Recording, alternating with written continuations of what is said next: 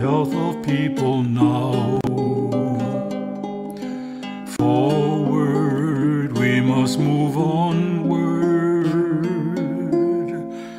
Our goal must be Ola T'was said we must increase our people. A motto heard throughout the rain. One day I long to hear the chorus sing out a nation once again. Forward we must move onward, protect the health of people now. Forward we must move onward, our goal must be Ola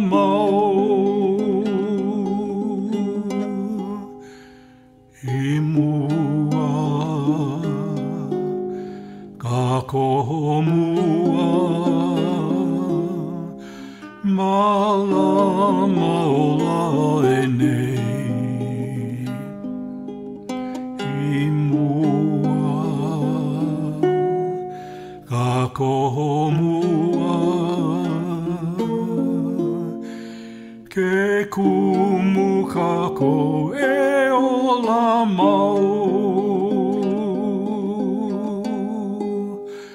our goal must be Ola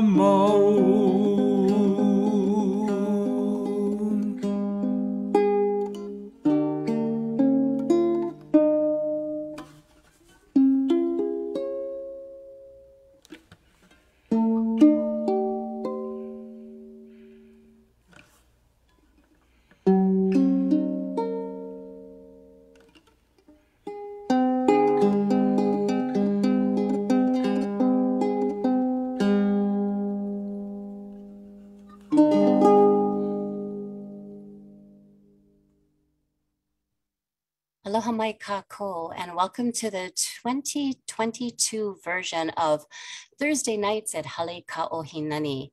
This is the opportunity where during this month of recognition of La Hoʻihoʻi Ea, we turn to our mentor, our visionary, our guiding star, Dr. Kekuni Blaisdell, and talk about what he meant to us in Hawaiian health and identify the different points of intersection with his other interests in Ea, in independence, in sovereignty, and self-determination.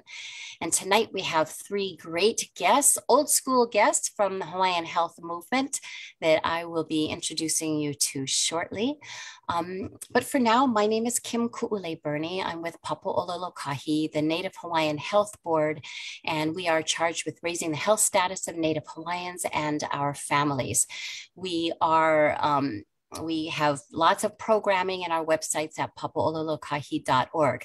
Tonight, this presentation of Thursday night at Hale Kaʻohinani is in partnership with La Hoʻihoʻi Ea and with Ahahui o na Kauka, the Association of Native Hawaiian Physicians. So we've got kind of an interesting, this is the third year in a row that we've done this via webinar. We started during the pandemic as some way to participate in La Hoʻihoʻi Ea and also take note of someone who is a mentor and a teacher to all of us, Dr. Kekuni Blaisdell, or as he liked to be called, Kekuni. At this time, I would like to turn it over to Noah Emmett Aluli, doctor, family practice medicine on Molokaʻi. I'll provide a longer introduction in just a few minutes. But for now, Emmett, would you like to lead us in Na'aumakua? Yes. Can you hear me? Okay. So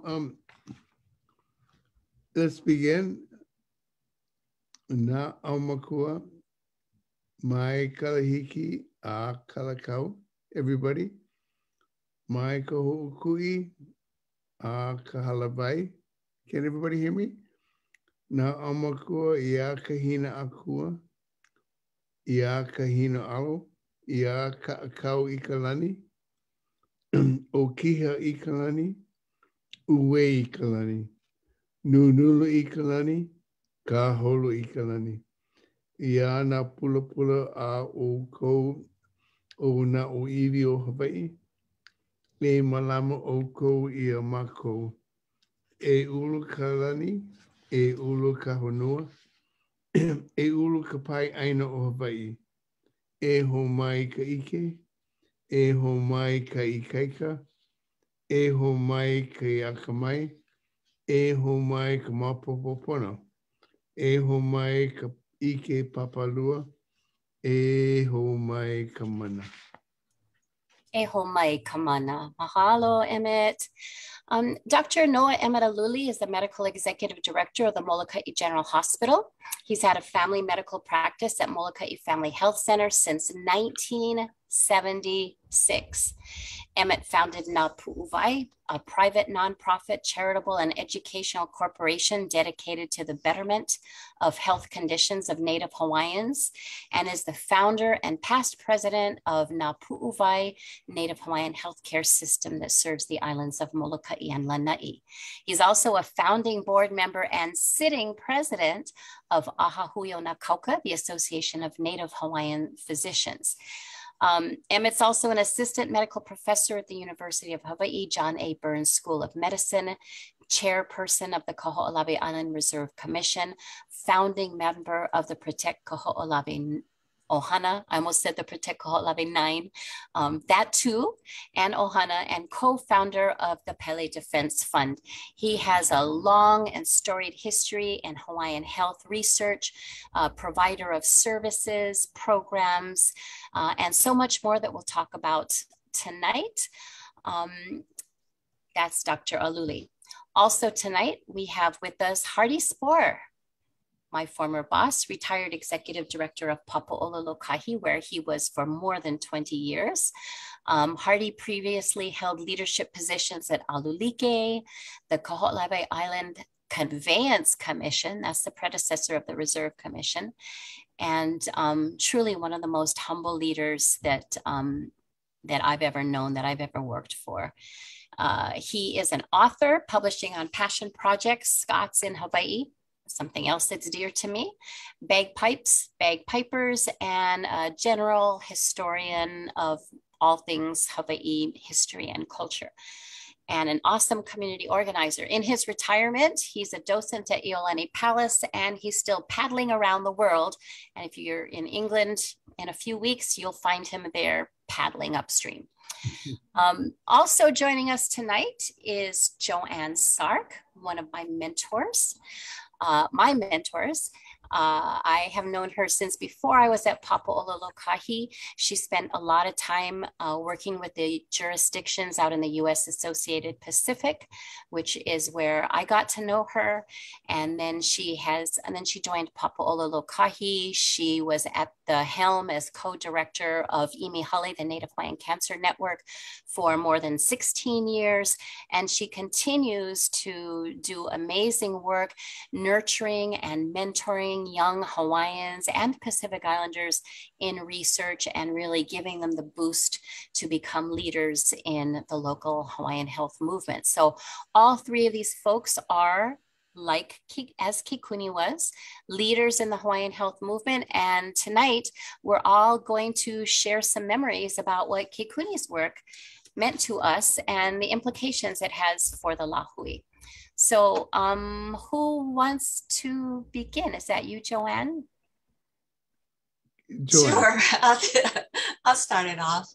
I have to tell you that I am in the company of two of my favorite folks, and that's my former boss, Hardy Spoor at Ola Lokahi, and Emmett.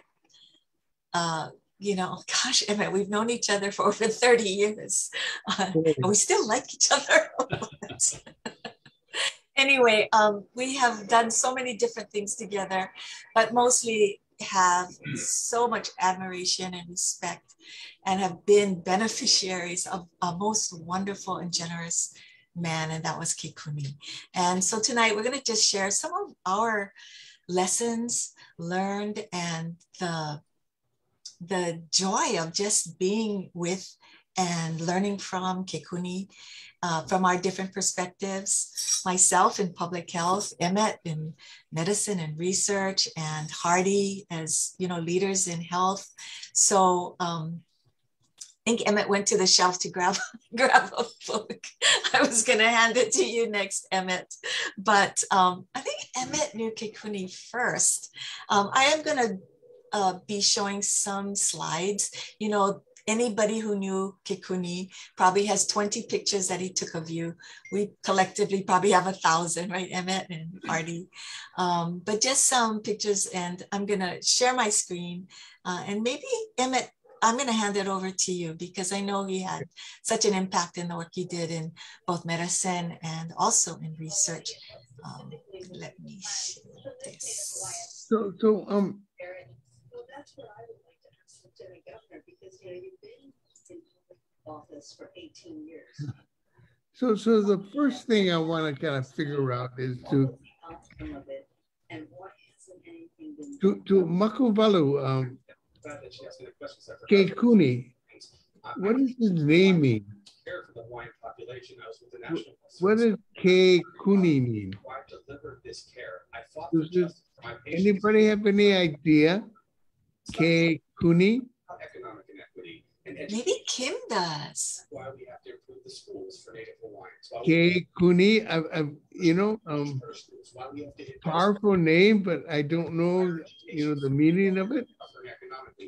Anybody have an idea? Hardy, Kim, Kekuni? Well, we looked this up because we once considered naming a different program or projects after him. So kuni means to burn, to blaze, to kindle, to scorch. It's also a type of mana that was held by certain kahuna that, and I really hesitate to use the language of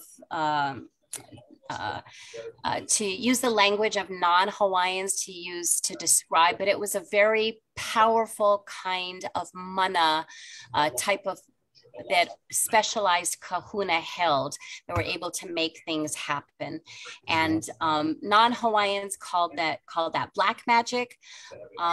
But I think that probably from our worldview, it would be perceived very differently. And in fact, there's a book by Malcolm Chung called Kuni Ola, and we could probably get a little bit more deeper meaning by delving back into Malcolm's book.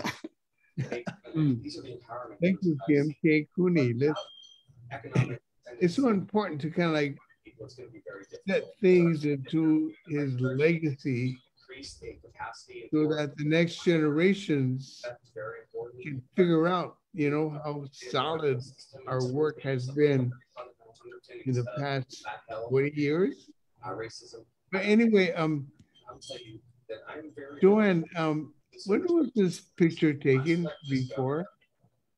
This picture was taken at his birthday party when we had that his daughter Laulani organized at, where was it, Kim? Outrigger Club. It was at the Outrigger Club. And that was such a beautiful gathering for Kekuni's birthday. But I think it was about 2013, this one.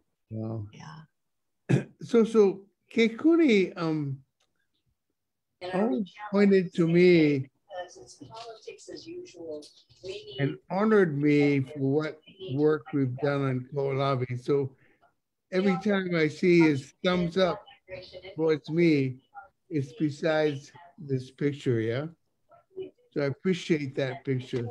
Is there another slide? Comes back to where we started, which is housing. Until we get a grip on affordable housing for our people. So Kekuni was really instrumental in setting up the medical school. Apprenticeship program of governors. People don't realize that he was the only Hawaiian physician, community person that had the ability as a physician to set up the medical school. And then it was just this humble way in the background that established it. So this is the first year I'm looking at the audience right now. That's 15 medical student at the same time. And then we switched off and we went, and we didn't have Dr. Lee Ching in this picture. This is a formal picture.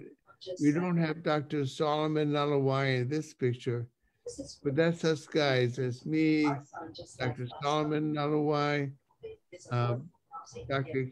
Kekuni Blaisdell, Dr. Nathan Wong, and Dr. Bill Huna. That's our first year class. He was so proud of us for having gone through this. I mean, you know, we were his first, and I think we've done him well. Thank you. Next slide. This is that same birthday party, but you know, it just also represents his first Hawaiian graduates out of the medical school and other doctors that helped to celebrate that birthday, Emmett. Wow. And that was Dr. Liz Tam, Dr. Martina Kamaka, Dr. Lonnie Brady, Dr. Loaina Nahulu, I mean not Hulu, but Niheo. Niheo. Mm-hmm. And In the back, that's Richard Markham. Wow. Right. And then Dr. Palafox and Dr. What's her name? Momi Ka'anoi. Yep. Mm-hmm. And Dr. Blaisdell's daughter, Nalani. Yeah. Nice picture. Okay, beautiful. Next. Okay. So Emmett, I put this slide up and I just want to explain it a little bit because it's a little confusing, but this actually documents a history of research that Emmett led on the island of Molokai. But why I thought it was fitting and was because Kekuni had his fingerprints all over this, on everything. And I think, Emmett, tell us a little bit about some of the envelopes that he pushed and the boundaries to help you make this happen wherever he went.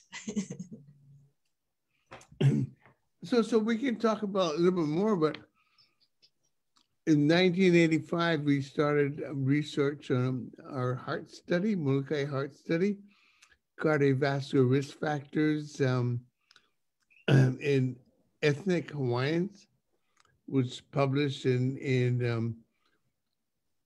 1990.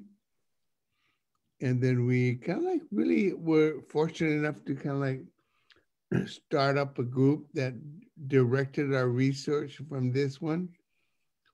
And then we kind of like from the first study did our diet study.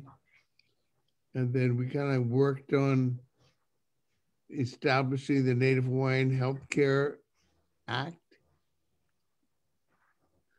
way before, but reauthorized at that time. Started the Native Hawaiian Community Health System on Molokai, and just went on and then started the Ahui o Nakauka. And they kind of like had our Native Hawaiian health initiatives on every island. And this is really some of the stuff that we were able to do on Molokai. And then was all within what Kekuni was kind of like involved in from this whole panel, and it's just kind of dedicated to Kekuni because, you know, it was just something that we knew we had to do, wanted to do, and he kind of like blessed what we did. Next slide.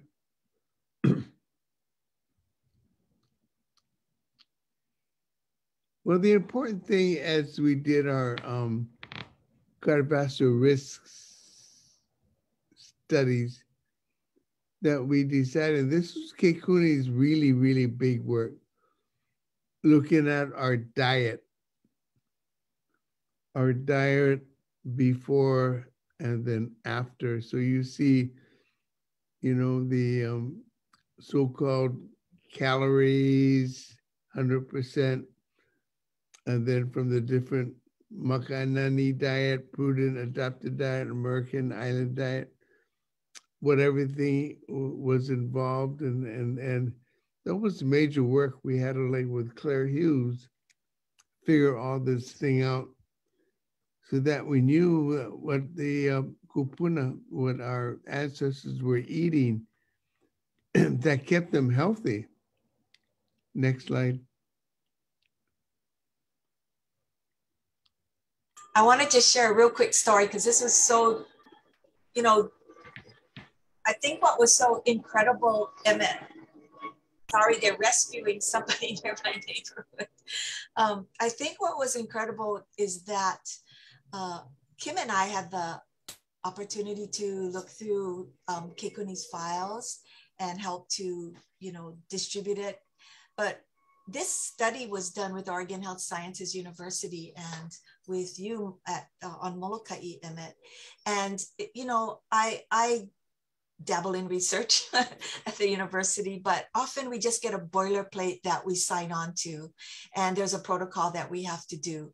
But in looking over the correspondence between the principal investigator in Oregon, Dr. Connor, and Kekuni, the original plan was that you adopt a healthy diet, but it was a Western diet. It was about cauliflower and it was about celery, and Kekuni was very adamant that that was not going to work with you folks on Molokai. And so I think this was the birth of the Hawaiian diet, which became very popular, you know, is as not just looking at blood lipids, which was the research that you folks did, but also became a weight loss program throughout the years. But I was really proud to see this correspondence back and forth saying, no, that's not what we're going to eat. We're going to eat this.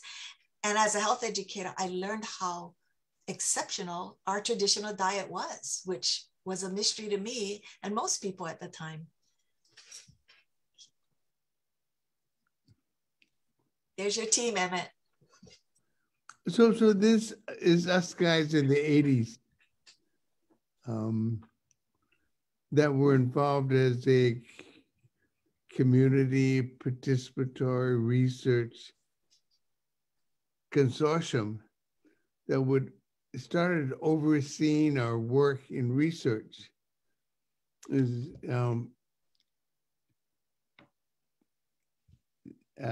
his name, Dr. Connor? Dr. Kerb. Yeah. And his research assistant, this is kind of like Helen O'Connor, this is kind of like Laulani Joy, this is Jane Lee, Dr. Kekuni Blaisdell, and Billy Kuragawa. This was our team that researched and stayed on top of the research that we wanted to do. And we're still kind of active and have directed other researchers going forward. Next. You stayed active for 30 years because this is that same group without black hair. Wow. This is Milton Powell. Look at JoAnn. Never had any white hair. Yeah. Helen O'Connor was at the Community Health Center in Waianae. Mm-hmm.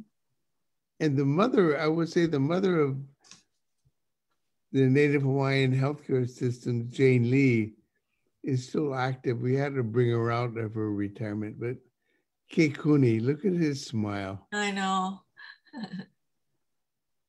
Next. Wow. 1992.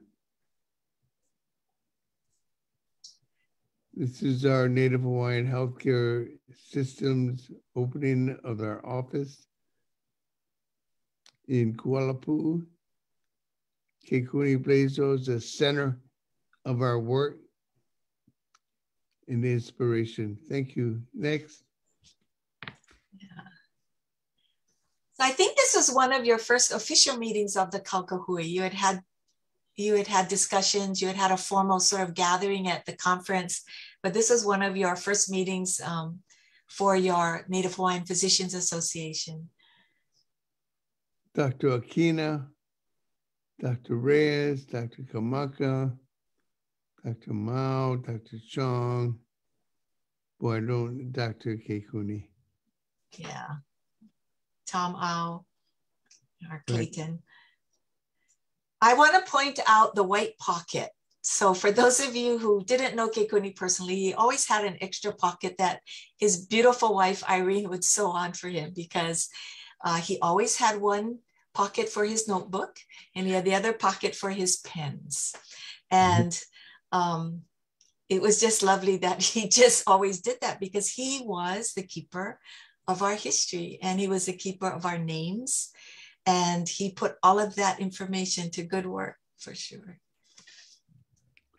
And can I just add on that Sure. JoAnn, every time you went traveling and you bought Kekuni a shirt, you made sure that there was a second pocket on there, because that was his habit. And I think you're one of the few people who noticed that and made sure that that continued.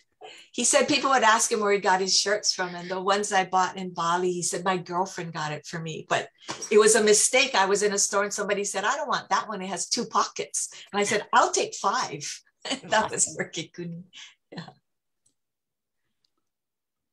So this is a photo on Ko'olawe in our halavai of the Kaukahui on our very first access to Ko'olawe. The Kaukahui had really been to Ko'olawe twice and then Kalapapa once, and then Hilo and Mauna Kea. And they've been looking at other places where we can gather and make action or take action. But boy, I don't recognize half these guys anymore. Well, on the right, Keola Beale was just an intern with me, and now he's an oncologist at Kaiser. His mother was my classmate. We had many sons of doctors. I think Tom Au brought his son. And so this was, I think what people don't realize is this looks like a fun picture, but I know Kekuni touched all of you. And one of the things I had asked, I don't know if it was you, Emmett, or another medical doctor, I said, wow, it must have been nice to have Kekuni on staff and how he nurtured you. And somebody said, he didn't coddle us. His bar was very high. He would look through our manuscripts and our papers, and he would, in his beautiful cursive writing, correct it and make us go back to the drawing board. And he held a high bar for all of you. And thank goodness, because I think these are all folks that he touched, and they have in fact touched others or nurtured their sons and daughters into medical school. I think that nobody would think that we were physicians. Look at this. In this picture. Especially Clayton. Next slide. I wanted to, this is a slide of publication that Hardy recently wrapped up. In fact, this is already an old copy, Hardy. I know you have a new edition because I got it yesterday.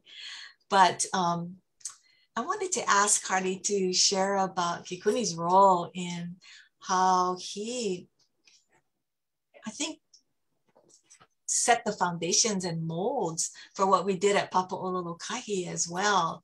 And so I'm going to give it to you, Hardy. Thank you. Well, just watching and listening to Emmett, I think everyone got a sense of just how many lives Kekuni touched over the intervening years as Hawaiian health was becoming to the forefront for those of us who were involved with that particular area. But I'm going to take you back a little bit farther, because Kekuni really was a pioneer. There were very few Hawaiian physicians, as Emmett has said, in the early 1970s, when really the Hawaiian Renaissance started to happen. The uhane was starting to rise. And as part of that, Alulike, which had been formed in 1972, decided to do a needs assessment. And they did the first really statewide needs assessment in the Hawaiian community. And they identified a number of major issues in education, in economic development, in Native rights, and in health. And then the organization set about doing additional studies. And in 1983, Alulike decided to do a study on the Native Hawaiian health status. And this was really the first comprehensive report that had been done. And the person to lead the charge was really Kekuni. Alulike looked to Kekuni for his leadership because there were only a handful. You could count the number of physicians on your one hand, Emmett being one of them. And Kekuni took it under his charge to make sure that in that health study, that historical and cultural areas be included in the study. It was not to be just a health status study of disease. It was to look at the cultural and historical implications of what the Hawaiian community had experienced over the many decades. And that report became the justification in 1988 for the creation of the Native Hawaiian Healthcare Improvement Act. And that whole beginning that I think most of you are familiar with, and the beginning of Papa Ola Lokahi. But Kekuni always was a wonderful blend. You know, he was a humanist in the truest sense. And I think a lot of that came from his experiences. He was in the Army. Many people don't realize he was in the US Army and served in a research group that looked at the Hiroshima, Nagasaki survivors and the health implications that they all experienced because of the atomic bombs. And I think that gave him a true sense of worldliness and also humility and for people.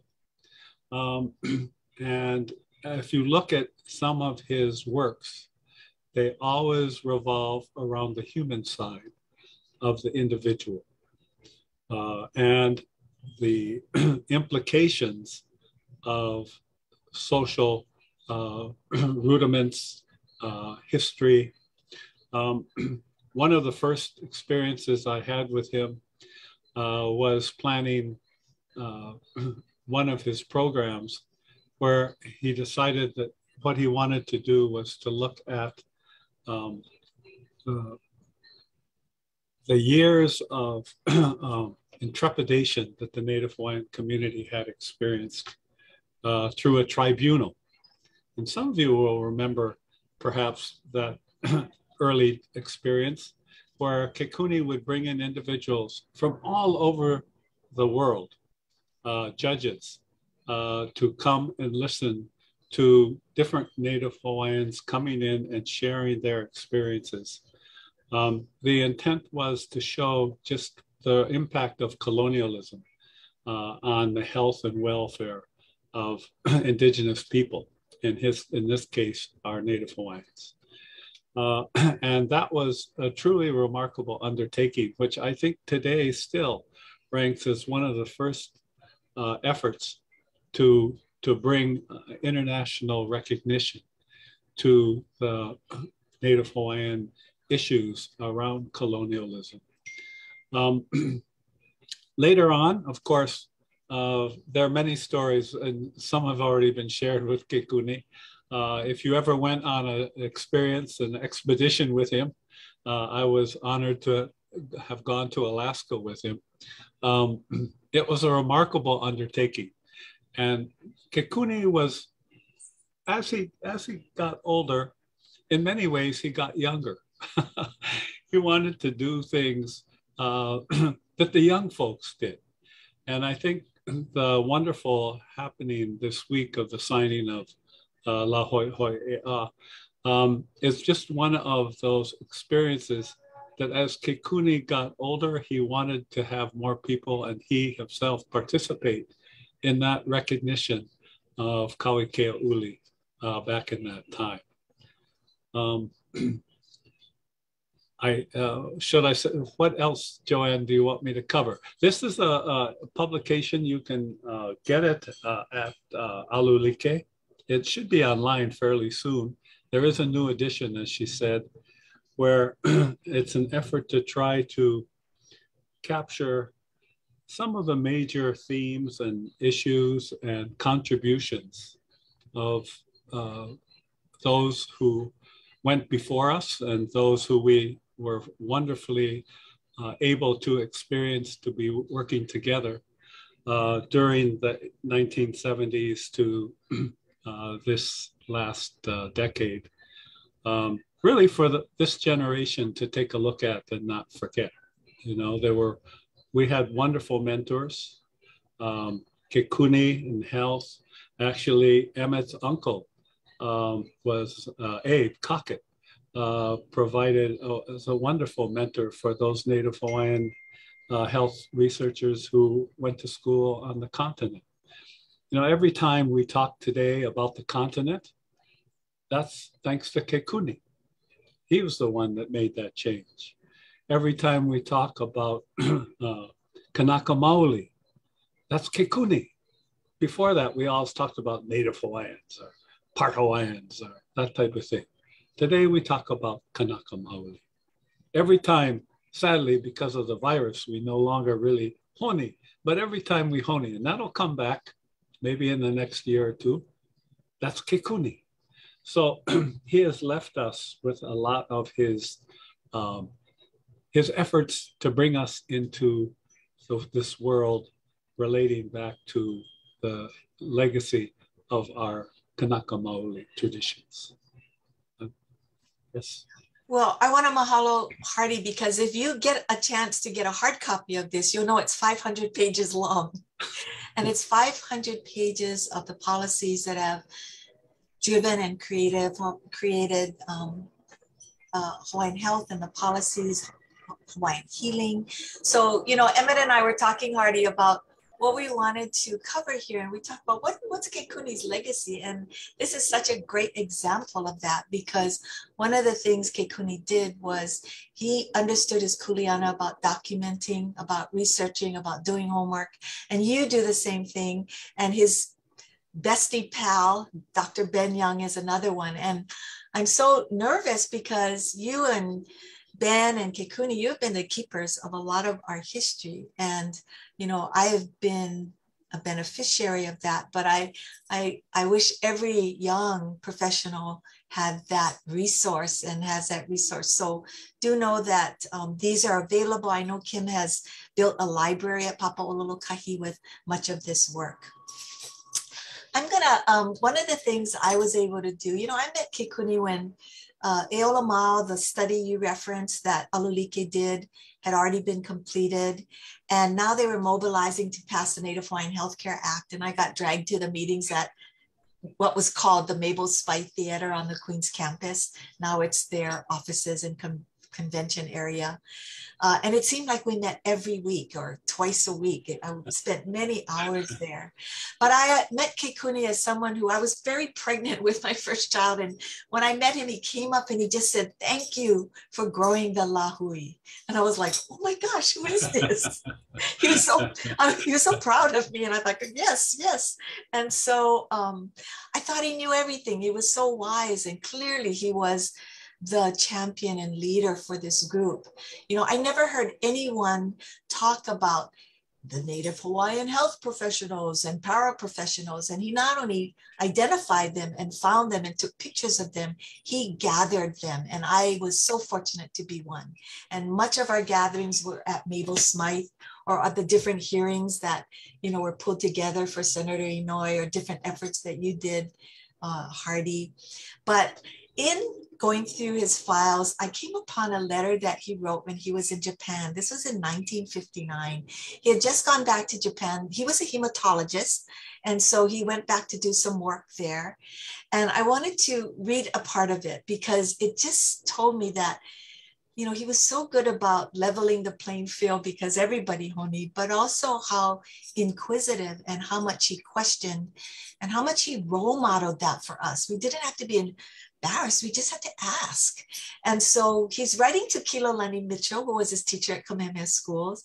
And he said, Hiroshima, a beautiful spot, more so than I remembered, mountains, 6 rivers coursing through the city, and picturesque island sea. People so gracious, I'm enchanted. Doesn't that sound like him, Hardy? He says, according to Mayor Blaisdell, so he was doing homework on the side in his inaugural address, Honolulu is likely to comprise a population of 1 million in the next 20 years. I am overwhelmed. I'm both proud and frightened, principally the latter. I see not only the radical alteration in geography, but the rapid passing of much that I have so fondly considered Hawaiian.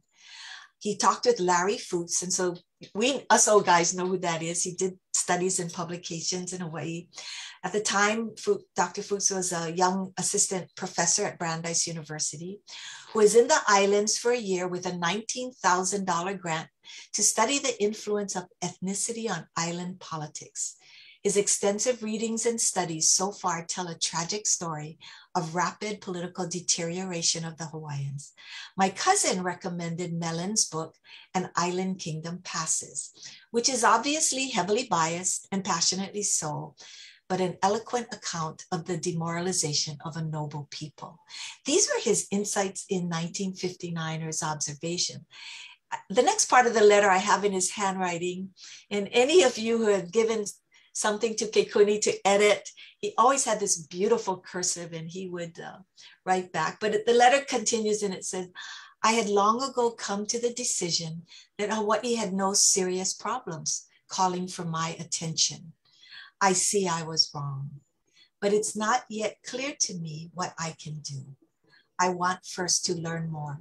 And that is something that I always appreciate about Kekuni. As much as I thought he knew everything, anytime we traveled together, he was always so curious about the place, the people, your history. Who are your parents? Where did they come from? Tell me about your place. Tell me about your culture. And that was how I learned, just being sometimes next to him as he was questioning and querying all of this. He goes on to ask Kilolani Mitchell for a copy of Liliuokalani's book. And in it, he finds even more things that were disturbing earlier. And here, when I think about what an insight for him as a physician in Japan, just this aha moment about Hawaii. And of course, he did learn more. He not only learned more, and I'm glad you referenced the International Tribunal, but he jumped in the deep end, you know, and he did it. And one of the things many of you who worked with Kekuni knew, he did his homework. He did his homework. I learned so many things. I was a health educator. I came out of a Western system of education. I never heard words like sovereignty or self-determination. There was Hawaii, but I never heard of the Pai'aina, you know. And I was so happy because he was one of the few people, as I worked in the Pacific, there was so much I didn't have to tell him. He considered the Pacific a country that touched these shores and included all of the Western Pacific, the South Pacific. And these were our Pacific brothers and sisters. And, you know, involved in so much of the work that I know my mother's generation, they were very nervous about these activists. They were nervous about you too, Emmett. You know, what is that Hawaiian boy doing sitting on the island with the bombs? But Kekuni was in there and learning and leading. And more important, he was educating us, you know, in that. So my whole vocabulary in health changed. And that was because he just infused us with everything he did and everything he said. As you mentioned, Hardy, Kanaka Maoli. I don't say the mainland. And then when I do, I hear his voice going, it's the continent, you know, this is our mainland. Hawaii is our mainland. Yes. The other thing he did in teaching us is he encapsulated and articulated things that me as a health educator and somebody in public health was so easy to embrace, and he did the homework for us. But these are things that he always talked about in every presentation. What were the underlying factors? I never thought about depopulation. I never thought about colonialism as I was teaching family planning or smoking cessation. And he really just opened up the lens, and it was like putting it into focus that health was not separate than anything else we were doing. And you know, now today we have all these nice rhetoric words about institutional racism and historical trauma. He was talking about it in so many other words and such a broad spectrum of knowledge for us. I'm so grateful for that. I put this up because everybody who has done a presentation in the last 30 years that I've seen on Hawaiian Health has used Kekuni's slide, which he made, I think the first time he made this slide, it was an overhead. For those of you who are very young, you're going to have to look up what a transparency and an overhead is. But we use this all the time because what he did was he, again, drew the picture of the rapid depopulation. This was not something we learned in school at all. And then the change over the years. This one ended in 2000. I'm sure he would have updated it, and it has been updated to more currently. But this was something that I think is part of his legacy, Emmett, because we've all hijacked this graphic from Kekuni. The other thing that he instilled in all of us was we had to be responsible to share the knowledge we were learning or the knowledge we were researching. And, you know, after the Native Hawaiian Healthcare Act passed in 1988, we still met like once a week. And one of the ideas that came up was, why don't we publish our own issue? And I had been working with the Western Pacific, and the medical school had a program, the medical officer training program in Pohnpei. And the leaders there, and they're in this picture, Greg Dever, Sita Leki Finau, Dr. Finau, they had the Pacific Islander doctors doing community research. And so they started a journal so that they could publish. And I thought, you know, everybody is publishing about us, and we need to create our own authors and have our own research and publish our own stuff so we can quote ourselves. And Emmett, you hung in there, you and Kekuni, I think we met for 3 years on this, found some money to purchase an issue, and Dr. Finau they said, sure, you can buy an issue. And I think we worked a full year and put out a call for papers. And I'm really proud that in this journal issue, there were 14 brand new authors. And they were folks like Alika Mauna Kea, who is now leading his own research, and Kamana'o published here, and Daviana. And it was such a great issue. And it got our feet wet to accept our kuleana, to share that information so that other people could build on it. Of course, there were other journal issues. Ben Young, through the Native Hawaiian Center of Excellence, did one on health of Hawaiians. And there was another one on cancer that we did. But I just, you know, Kekuni was so curious and so innovative about what other groups and cultures were doing. And so when we learned about this journal, we just jumped on it, and I'm so glad we did. Kim, maybe I'm going to pull you in because you helped organize this gathering with Laulani, who put together this party for Kekuni. But I think the testament is that these are all the products and his legacy of people that he touched, both in education and research. And whether you wanted to be an activist or not, he got you involved, and you were probably holding a sign at the Hoʻihoʻi event one way or another. Yeah, this was his birthday. His birthday's in March, and we wanted to celebrate Kekuni's birthday and his he slowed down a little bit. His family helped to, Laulani specifically, his daughter, Dr. Laulani Blaisdell Brennan, helped to organize luncheon a couple of years in a row, I think, at the Outrigger Club. And here we all are there. So many folks here are kauka, Hawaiian physicians, including 4, as Emmett pointed out earlier, 4 from the first graduating class of the medical school in Hawaii. 4 out of 5 Hawaiians are in this picture, but you've also got his family, you've got family members, you've got wives who have since passed, I see now, and different folks in Hawaiian health that were there to celebrate Kekuni for all that he has given to all the rest of us. I wanted to circle back with the other folks on the call too, of just something maybe that you do differently because of Kekuni. I mean, I know there are many, but I thought about that, about what I incorporate in the work that I do. And I remember being invited to be on a panel. I think it was for Centers for Disease Control. And I'm not sure why it was me, because there were so many other smart folks, smarter than me. And I remember going to him to talk with him. And I said, Kekuni, I got invited to this thing, but I don't think I should go because I'm not the expert in this. And, I named 4 or 5 other people. And he said, you will go, get to the table. That was his charge. We need to get to the table. He said, you're going to go and you're going to present and you're going to come back and you're going to report. And that was something that, I do religiously in that, as we mentor the younger ones in the pipeline, it's about taking some risks and doing your homework and not just go prepared. Kekuni would actually look over what I was going to talk about, and he mentored the narrative with me. And then when I came back, he would actually set up a meeting with me and say, tell me who you met. Tell me what you learned. Tell me who we should share this with. And so, things like we do, Kim, we always did this, report back to the community. It was about the community hearing it first and not the narrative that went on behind, around, or above us. And so that is something that I know I do specifically because it was something he tasked me with. And I was always grateful for that.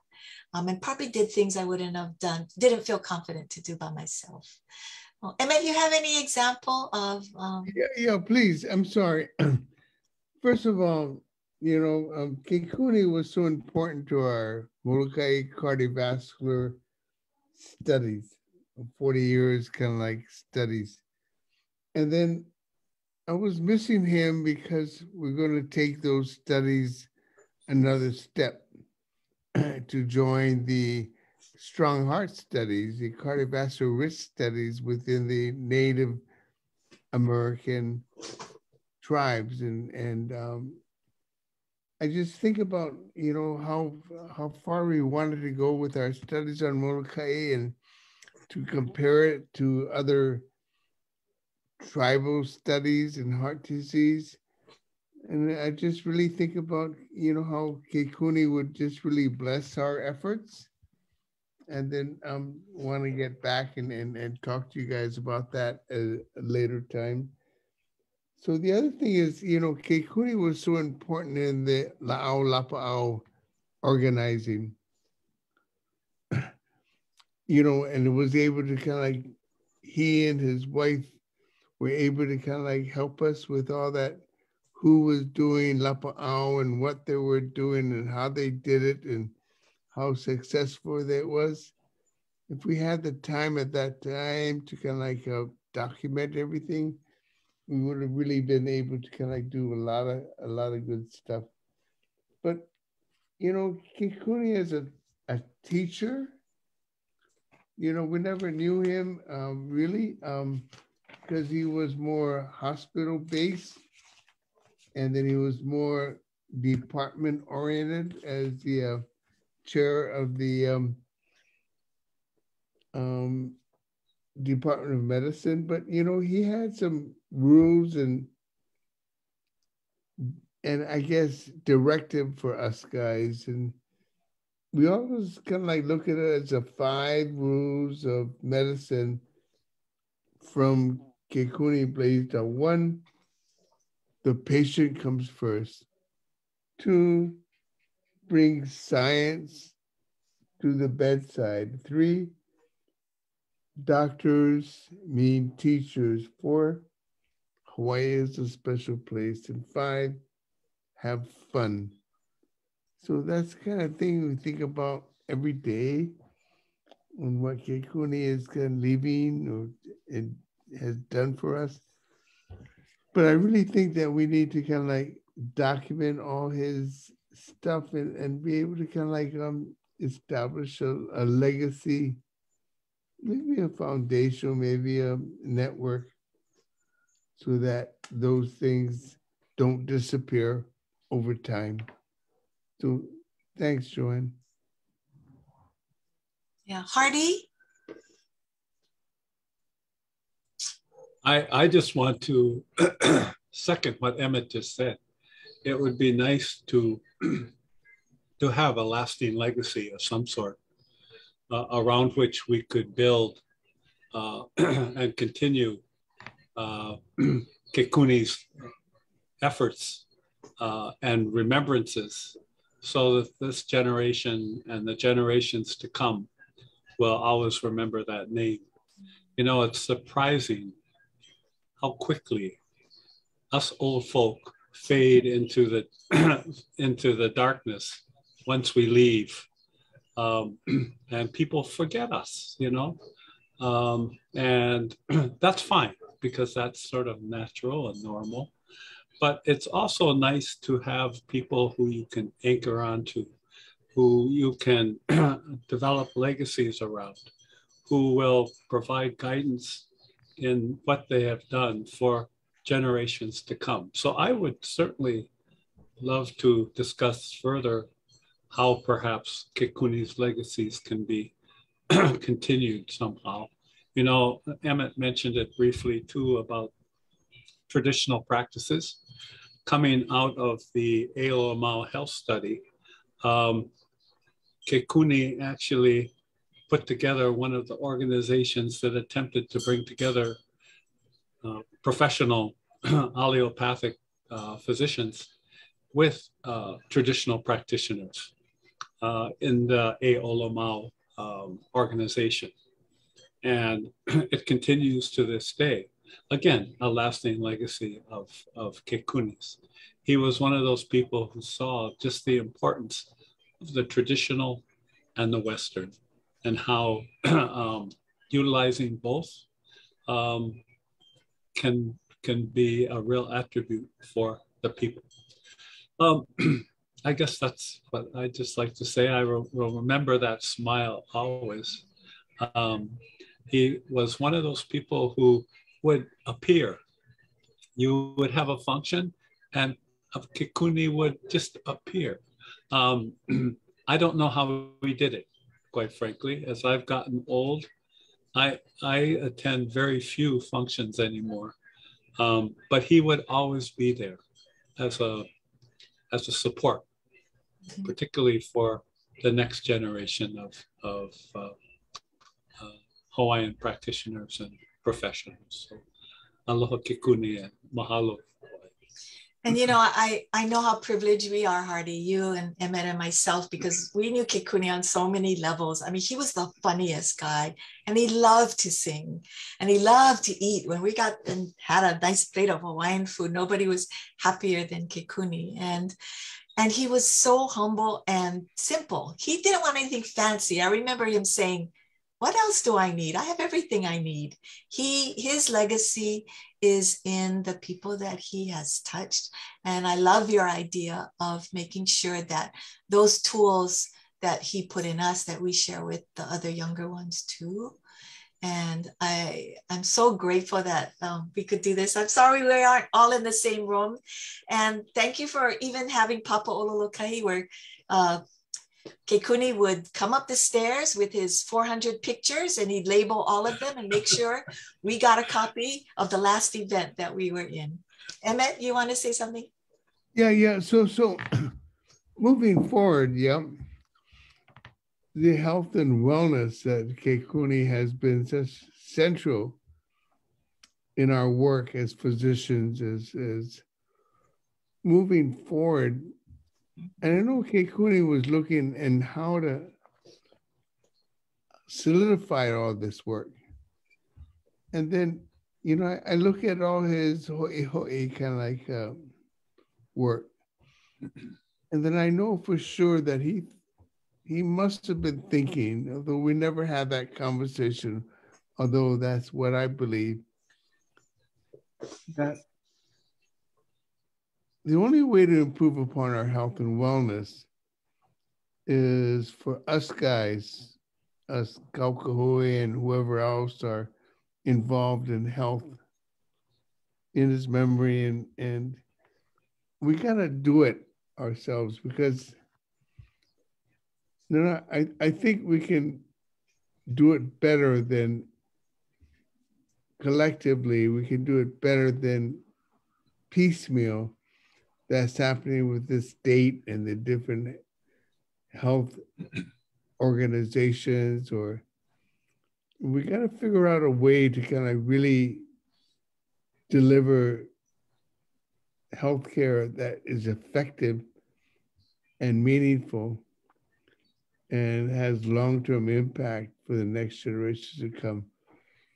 And I think in honoring Kekuni at this point in time with all his work, we got to look at what Hoʻihoʻi and moving forward in the future, and how we can do that work as we've become trained and experts and, you know, committed to kind of improve upon our own healthcare. So for me, that direction for Kekuni leading us to in the sovereign movement is so important to pay attention to. Thank you. Oh, perfect closing words, Emmett. Oh, look, there we are in Kalaupapa. Yeah. I was just going to close it up, but if you have more photos, JoAnn. I don't. I was just, this was his opening paragraph to that publication, Ihea na Kanaka Maoli. Since we all have the same parents, we are all ohana. Since Papa and Wake are living, everything is living, conscious, communicating. We include the wind, rain, light, shadows, rocks, fire, and sounds. We've relearned that all the natural elements are la'a, no laila. We cannot destroy, degrade, contaminate, pollute, and waste. We must protect, conserve, preserve, restore, and sustain our la'a environment for all hanauna to come. I love that phrase he did. So, and then of course, you know, his buddy, Ben, whose song we heard, and maybe Kim, you can close it with the song again. Nice. It's a mele inoa that Ben Young wrote for his friend and colleague. Oops.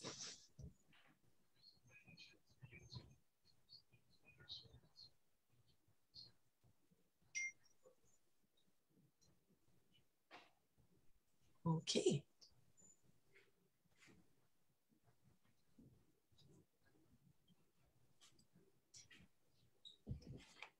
You have to unmute, Kim. We must move onward, protect the health of people now. Thanks, Emmett. Thank you, Hardy. Forward, we must move onward. Our goal must be Ola Was said we must increase our people. A motto heard throughout the rain. One day I long to hear the chorus sing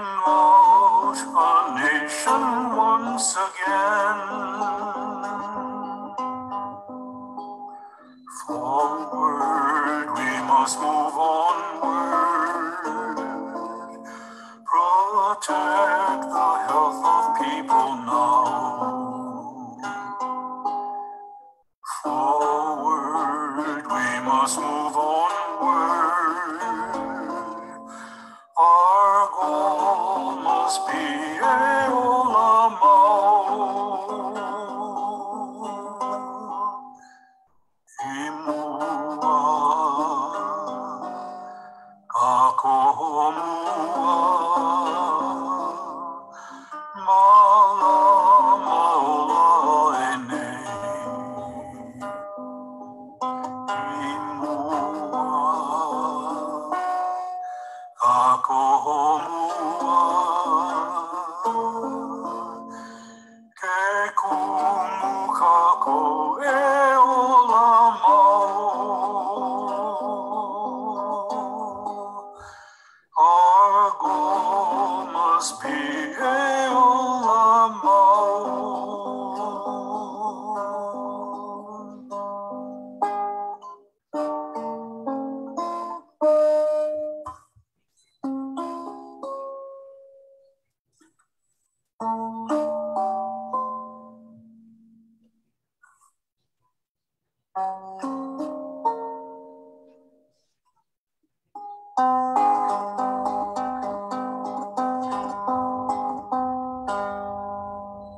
Mahalo, Dr. Ben Young. Dr. Ben Young for this beautiful tribute to his good friend, Dr. Kekuni Blaisdell. Mahalo to the panelists tonight, Dr. Noah Emmett Aluli, to Hardy Sport, to JoAnn Tsark for putting together those thoughtful slides and really good questions. This has been a 2022 presentation of Thursday night at Hale Kaʻohinani, everybody remembering our friend, our teacher, our mentor, Kekuni. And as we approach La Hoʻihoʻi Ea, let's take what we learned from Kekuni and work toward the best, whatever is best for our Lahui, for our people. Eola Mau, or as Kekuni used to make us sing every time, Eola, Eola, Eola na kini e. Mahalo, Kim. Aloha, Hardy. Mahalo nui.